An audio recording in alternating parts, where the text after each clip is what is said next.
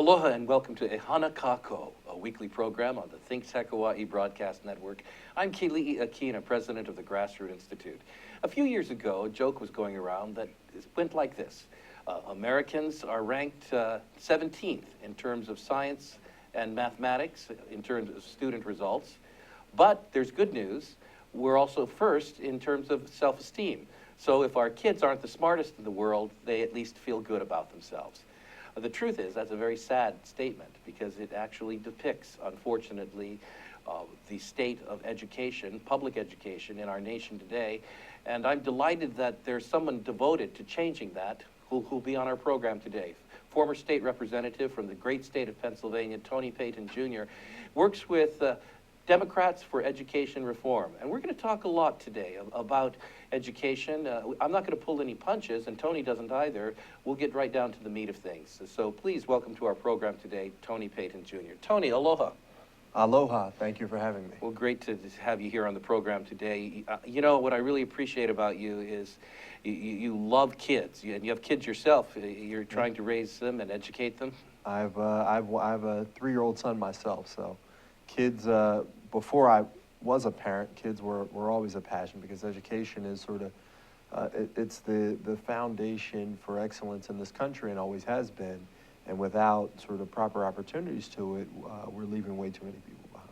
Now, you started thinking about education back in your home state of Pennsylvania, and Pennsylvania has a rich heritage from the colonial days of providing excellent education to citizens. What's the state of education there now? Yeah, I mean, Pennsylvania is home to America's first public school. That's right. Yeah, the state of education is it's in disarray right now. I mean, throughout the state, we have a number of issues, particularly some significant struggles with our urban districts. And Philadelphia, which is the city I hail from, has been under sort of consistent struggle. And we're in need of some real solutions to get out of many of the dogmas that sort of push people into one corner or the other. And it's time to actually focus on the kids and provide a good education for everybody. And it's not going to happen overnight, but you know, we got to look at things a little bit differently. You mentioned some of these dogmas. We'll talk about them a little later on when it comes time to talk about some of the causes. But tell us a little bit more. Well, what does a young person experience going through the public school system in Pennsylvania or urban Philadelphia? So if you're in Philadelphia and you know, you're looking to send your kids to schools, there's virtually 4 school systems. Well, I'd say 5. Five different uniquely different school systems. The first, you have the public schools, but within the public schools, you have 2 separate systems. You have one for those with and one for those without resources. Then you have the public charter system. You have the Catholic school system, and you have the private school system. Each sort of has their pro and cons, but for far too many people without resources, many low-income folks, which Philadelphia has, at this point, 40% of our children live in poverty. So, you know, for those living in poverty and for those near poverty, it's a completely different experience than those that are living in affluent neighborhoods. And that, to me, sort of is a screaming injustice. And it's a system that's in place that's been perpetuating that since I've been in school. With the Catholic schools or the private schools available to those who have means, as well as better schools in the public system, is it the case that those without means get the short end of the stick, really, when it comes to getting an education and having the conditions that are necessary? Unfortunately, that is the case, as it is right now. And you know, there's some folks that are trying to change that. But I think we need to, you know, start thinking about this completely differently and focus on results and focus on kids versus delivery systems, mechanisms, and sort of who's where. Now, Democrats for Educational Reform, you've had an opportunity to look at the national situation. I opened up with a joke about how we're doing compared to other developed nations. We're very confident, but we're not achieving well. Well, so how do you assess public schools across the United States? I would say that public schools across the United States, we'd be getting a D. A D. Just because if you look around the country, if you look at dropout rates, if you look at sort of college attainment rates, if you look at sort of the number of kids reading at grade level or doing math at grade level, we are way far beyond many other industrialized countries, which it's a sad state of affairs. And we're confident about who we are as a nation, but our results don't quite show that we should be that confident. Tony, what do you think is the major cause or the major causes of the quality of education in the United States now? Well, I'd say there's a number of major causes, and one of the big ones happens to be, there's a number of folks that their economic security depends on perpetuating the system as it is, whether they be unions, whether they be administrators, or whether they be contractors to said districts around the country, or textbook folks or what have you. There's a lot of people whose economic security depends on the system being one way. And unfortunately, their interests often aren't aligned with the people that should have a level playing field, particularly those low-income folks. Now, you mentioned unions. Didn't they come about so that we could guarantee the working conditions for teachers, provide the laborers themselves with what they need in order to deliver the product of education to our kids? How are they doing now? Initially, they were created with such noble goals. Unfortunately, right now, you have a huge educational industrial complex, if you will, that has unions as a major driver and a major force in politics. And oftentimes you find folks who, like myself previously, that had were Democratic elected officials, too often quick to subscribe to those things that they hold dear, even when they sort of don't jive with delivering for kids.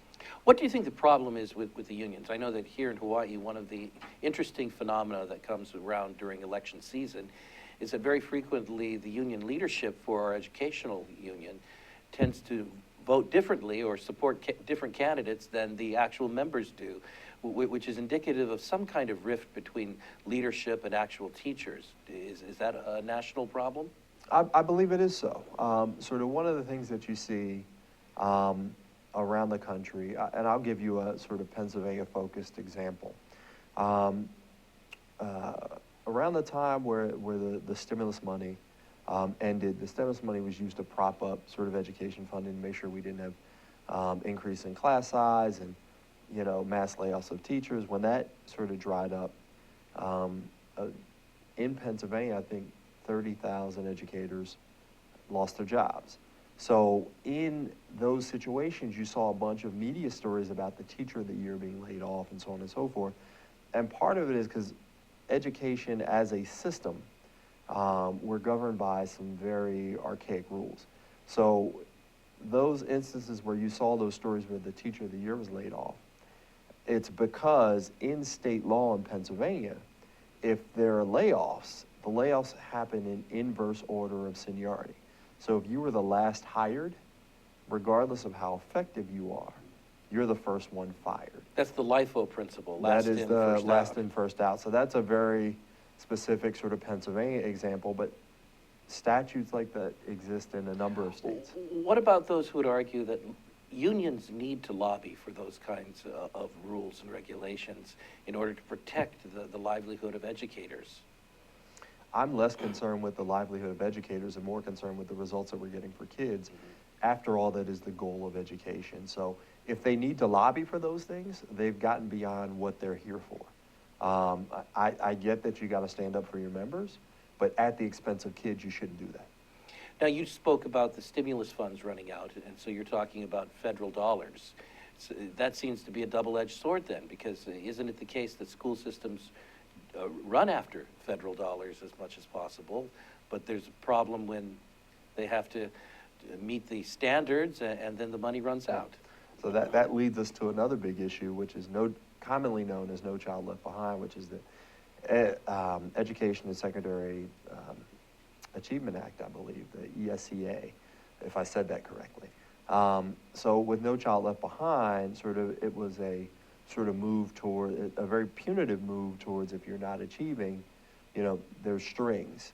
And, as a method, you had sort of people moving to change standards, dumb down standards, to meet those requirements, to make sure that, funding wasn't pulled. And you had a race to sort of dumb down standards. And I think the only people that were hurt in that, and you're chasing funds versus chasing results, the only people that were hurt were ultimately the students who, if you dumb down standards, your college admission rates, and, if they do get into college, if they do stay, are they equipped to stay there? So, all that happened as a result of that rush to dumb down standards was that kids were ultimately harmed. But federal funding has been considered something rather sacred. Here in Hawaii, it is definitely. We've had decades of leadership by the late Senator Inouye and Senator Akaka and others that have made that something very valuable in the eyes of Hawaiians here in our state. How do you balance the fact that many states are struggling with their own budgets, their fiscal problems, money is drying up, the need is growing, and there's that temptation to go after the federal funding and the programs that must be changed accordingly?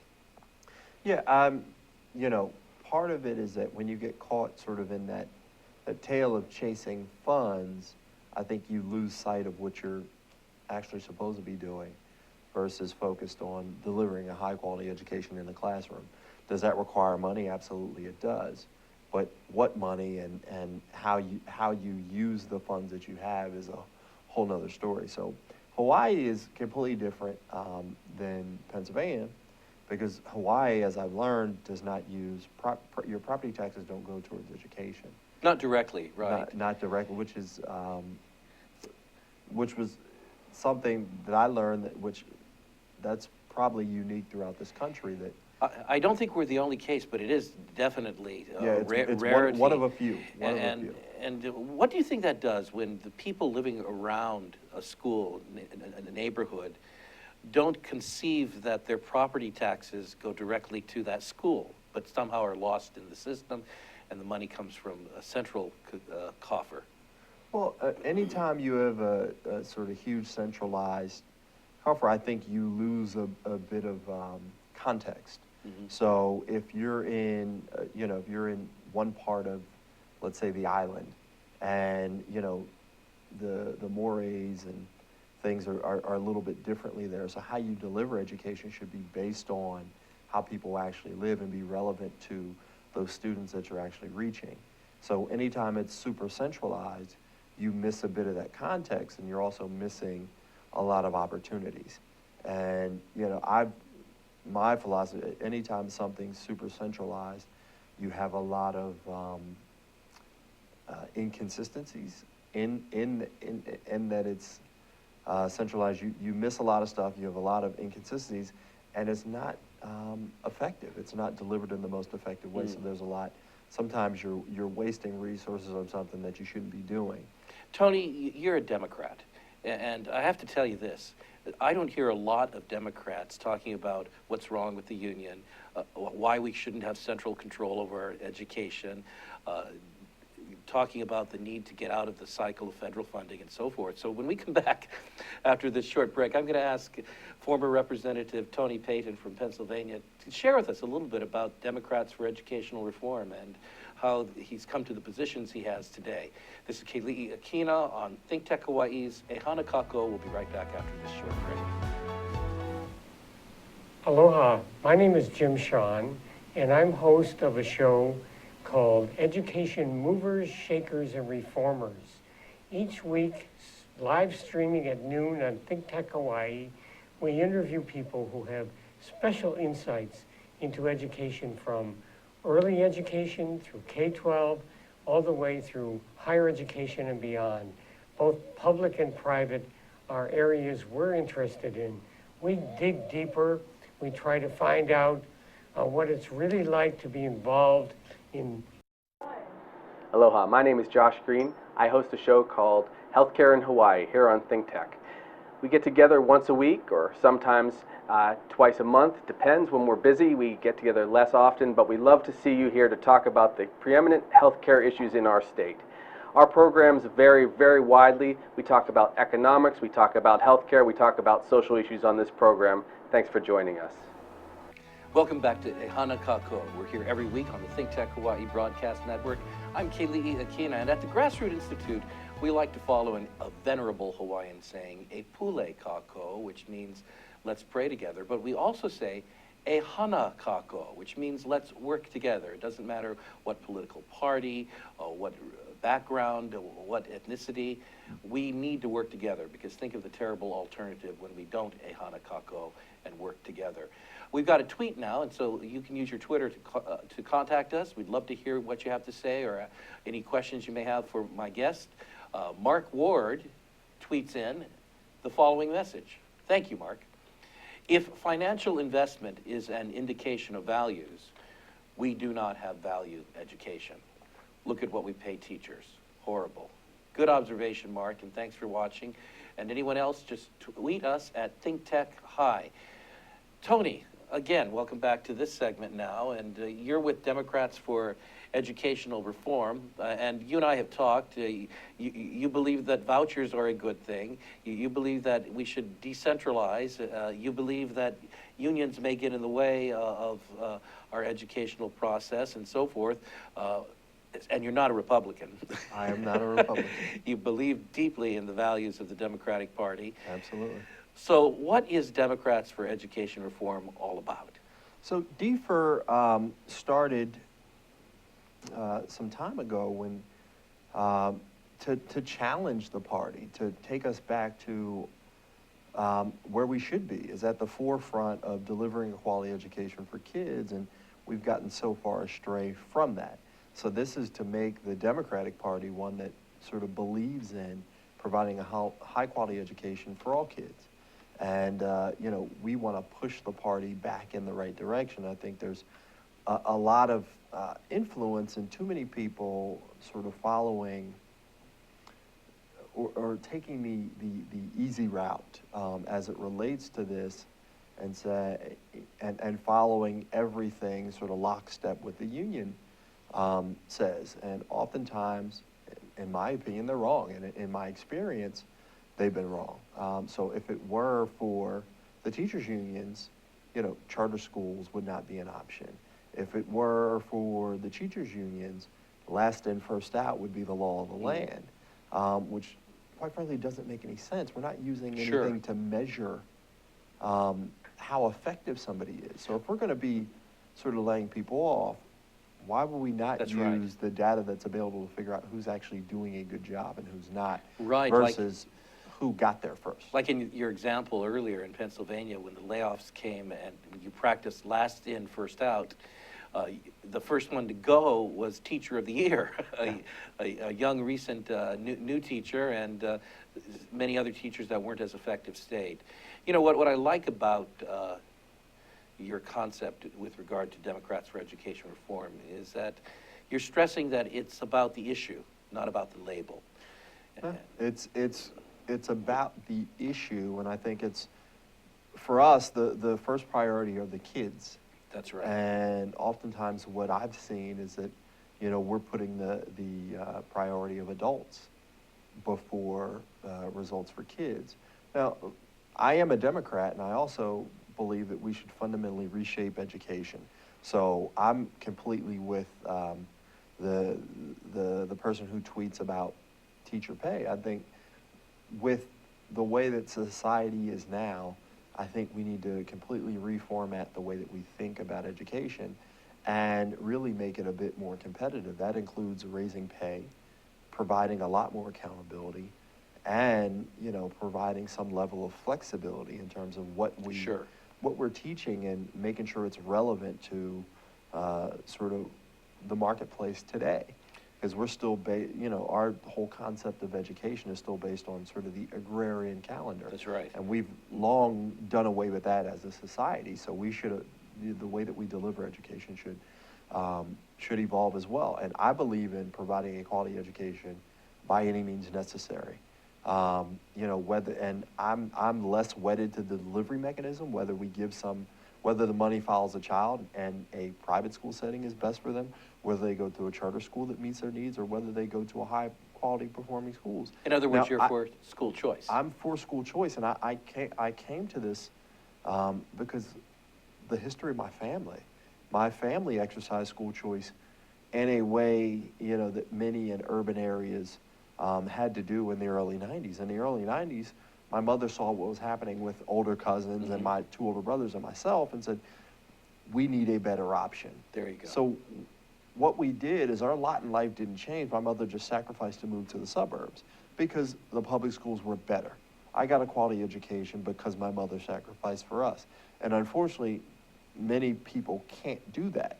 So now you have other options. So those options should be exercised Sure. freely. I've been holding in my hand the purpose statement of Democrats for Education Reform. Let's read that. And I have to tell you, I've been chuckling as I've been reading it. It's very refreshing. It's about educational excellence. But, you know, you don't pull any punches here. You say that the issue is political, and you're going to speak to Democrats. In terms of systems that have traditionally been supported by Democrats, I love this statement over here.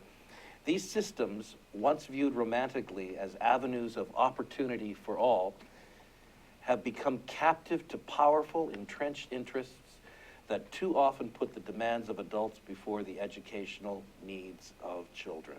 Boy, that says it all, doesn't it? It's a very true statement, and part of it is that we've lost our way on a number of fronts, but it's about time we reclaim that. That's right. Particularly as Democrats, because the whole goal of education is for kids, for young people, and oftentimes we're discussing sort of changes around the margin that affect adults, not kids. That's right. The next statement here is, this perverse hierarchy of priorities, you don't pull any punches at all, is political and thus requires a political response. And that's why you have Democrats for education reform. But you don't let the Republicans off the hook either here. Both political parties have failed to address the tragic decline of our system of public education. Boy, that's a powerful statement there. That's, I mean, we can't let anybody off the hook. The future of this country depends on, you know, how our children are doing. And if you look at our results right now, today, it'd be hard to make an argument that the kids are doing well, because they're not. And particularly, kids in urban centers around America are suffering. They're suffering the indignity of going to schools that happen to look like jails, happen to be unsafe, happen to, you know, some of the people at the front of the classroom could care less whether or not they do well because they're still going to have a job. That's right. Next year. I am about results and nothing else. And I make no excuses about that, because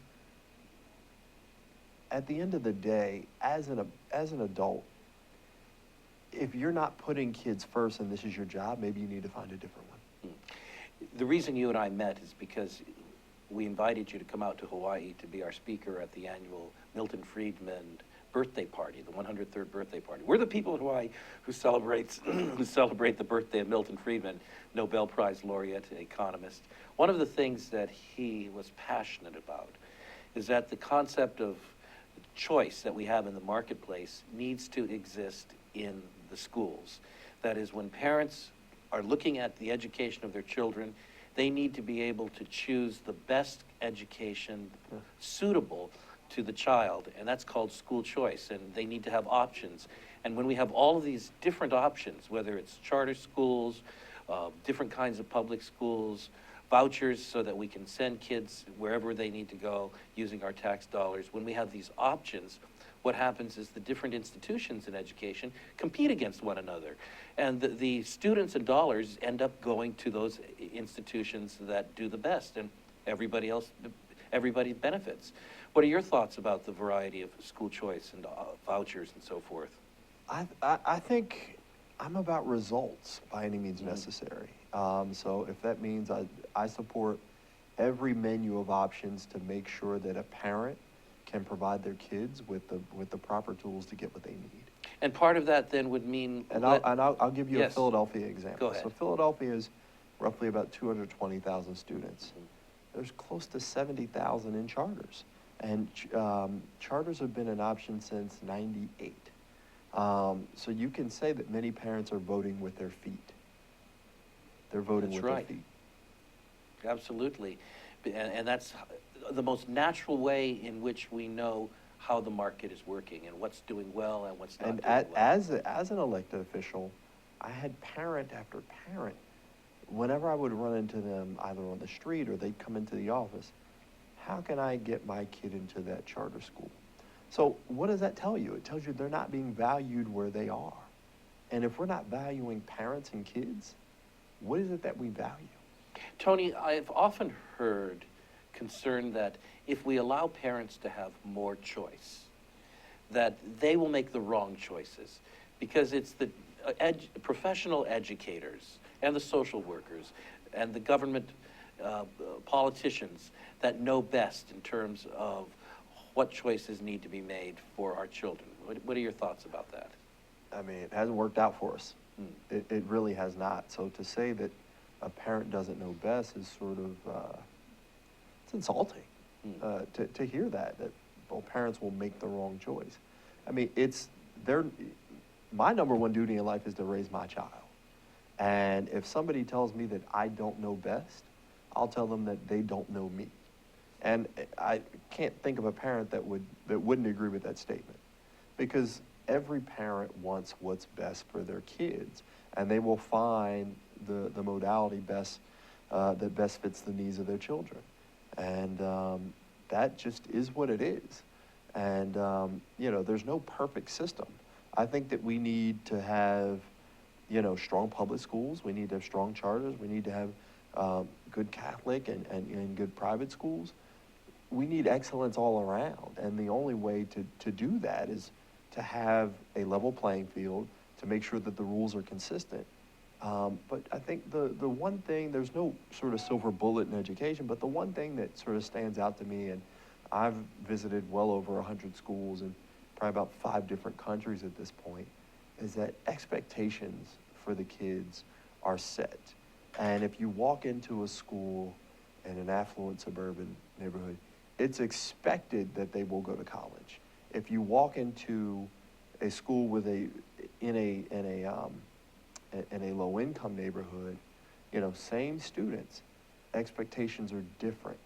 Why is that?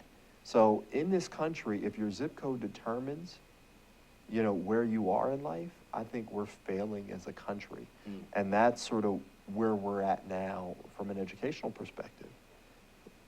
And that starts with, you know, the expectations. It starts, number one, at home, but also if they're with you for 8 hours, I expect you to expect nothing but excellence from them, because all of our kids are brilliant, regardless of their income, regardless of how they were born. They all have aptitude, and it's incumbent upon us to help them reach that aptitude. And if we're not doing that, we're failing. A few moments ago, you mentioned your advocacy for the role of parents, that we need to honor that role in educational choice. But when we come back after this short break, I want to ask you about parents and curriculum, particularly the Common Core, which is something which is promoted by the federal government. My guest today, former representative from Pennsylvania, Tony Payton, has been expressing his views on education and his support for a kind of education that puts power back at the local school level in the hands of parents and principals and teachers, and gives choice to students and parents as consumers. We're going to talk a little bit more about this when we return from this short break. Don't go away. This is Alice Lee Hagan, host of ThinkTech Hawaii Business Education Spotlight. My show here at ThinkTech Hawaii is every Thursday from 3 to 4 in the afternoon. I bring in interesting guests from Hawaii, the mainland, and hopefully international guests in the future. Do join us on Thursday from 3 to 4 p.m. ThinkTech Hawaii Business Education Spotlight. Aloha. Hi, I'm your host on ThinkTech Asia, Bill Sharp. I look forward to you joining us each Monday between 4 and 5 o'clock when we film right here in our studio in downtown Honolulu. The show, ThinkTech Asia, focuses on contemporary events in Asia, and by Asia we mean anything from Hawaii, south to Australia and New Zealand, west to Pakistan, and as far north as the Russian Far East. Clearly, this is one of the most economically dynamic centers of the world. and we bring you up to date on what's going on in a whole host of countries in this very vital region. We look forward to seeing you. Aloha. Welcome back to Ehana Kako. We're here every week on the ThinkTech Hawaii Broadcast Network. I'd like to say thanks to Jay Fidel and the wonderful crew that works at ThinkTech Hawaii. They produce about 35 hours of original content every week, emanating from downtown Honolulu, but touching all edges of the world. Today, we're talking about education with Tony Payton Jr., formerly of the Pennsylvania House of Representatives, and now with Democrats for Education Reform. Tony, I'm reading again from the purpose statement of Democrats for Education Reform. Love this paragraph. We believe that reforming broken public school systems, you know, there are some places you're not allowed to say the system is broken, but we believe that reforming broken public school systems cannot be accomplished by tinkering at the margins, but rather through bold and revolutionary leadership. This requires opening up the traditional top-down monopoly of most school systems and empowering all parents to access great schools for their children. You're talking here about moving from central control at the federal and even at the state and county level down to the parental level, and you're talking about giving options and choices to parents. That figures pretty strongly in your philosophy of education. Yes, it does. Yes, it does. You know, part of it is that, you know, I firmly believe parents know best, but the other thing about it is that anytime you have sort of this top-down approach as one size fits all, that never works.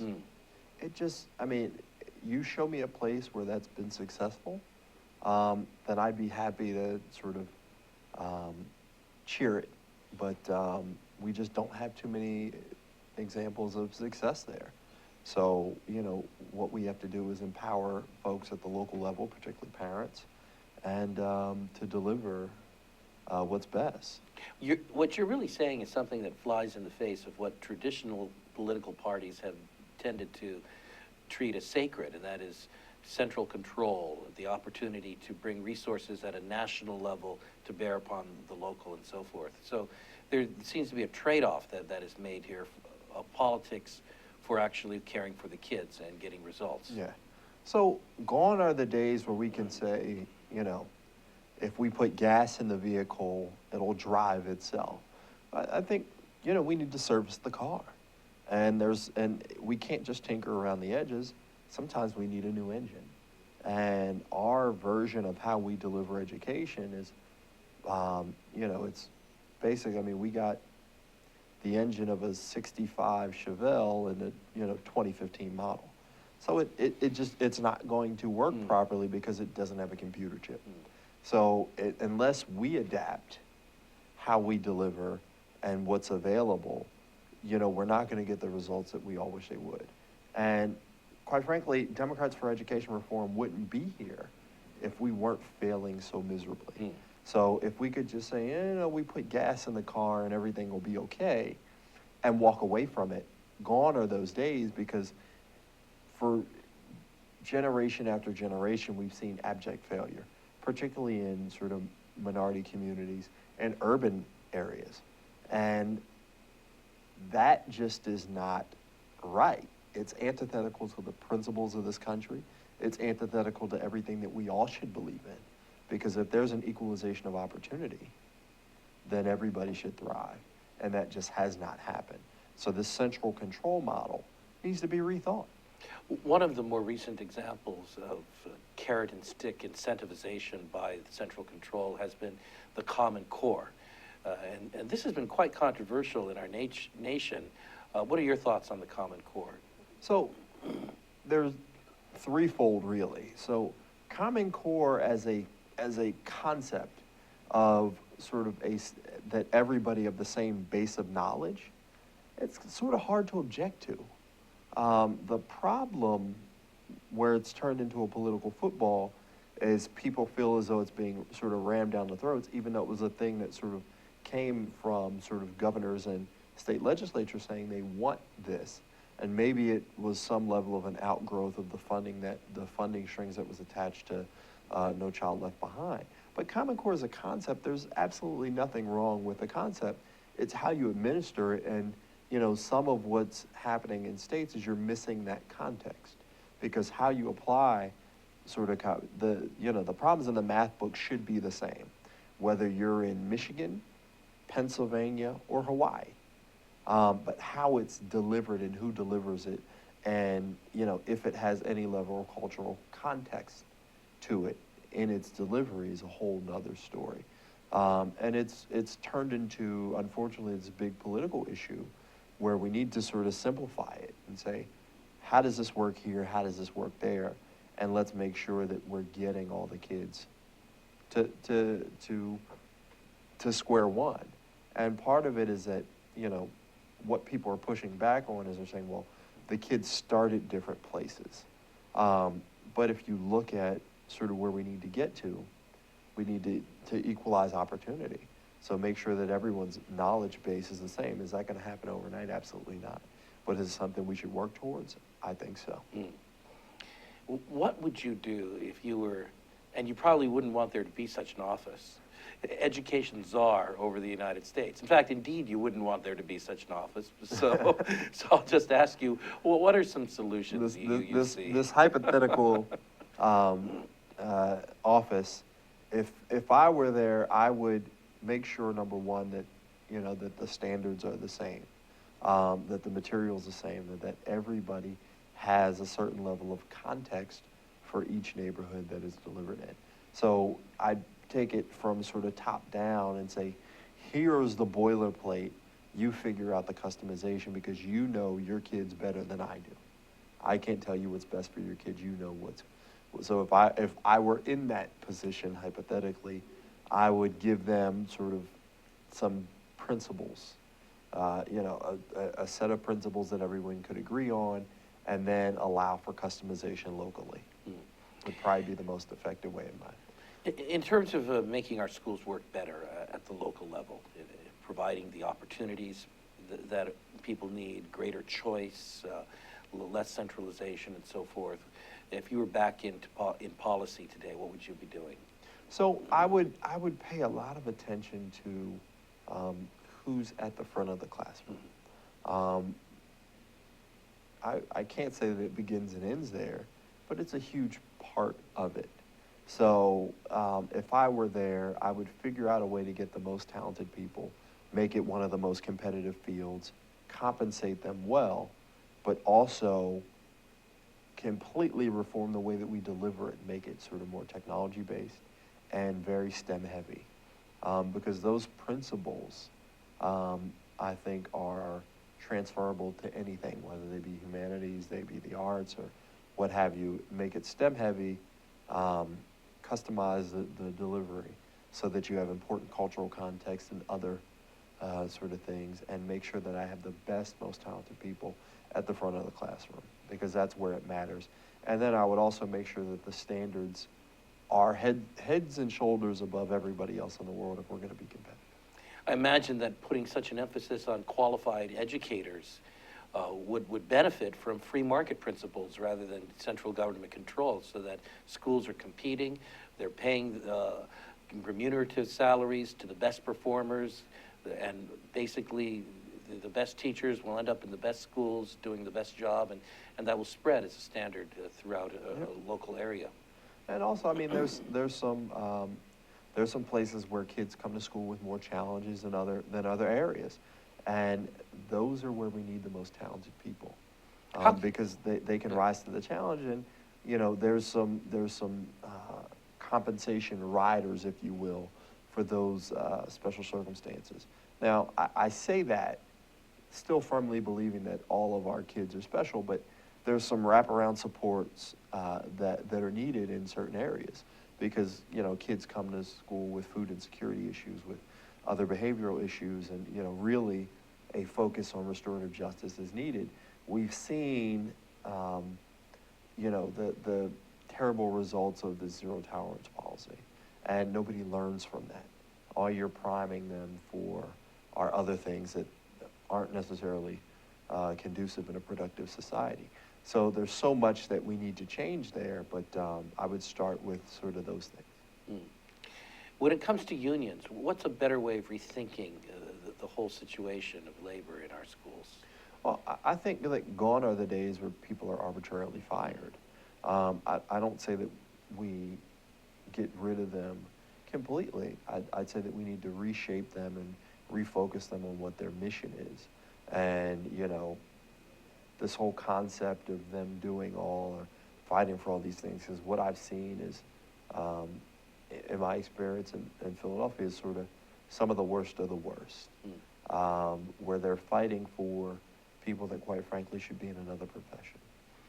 In your work today to reform education, do you work across the aisle? Do you have colleagues in the Republican Party as well?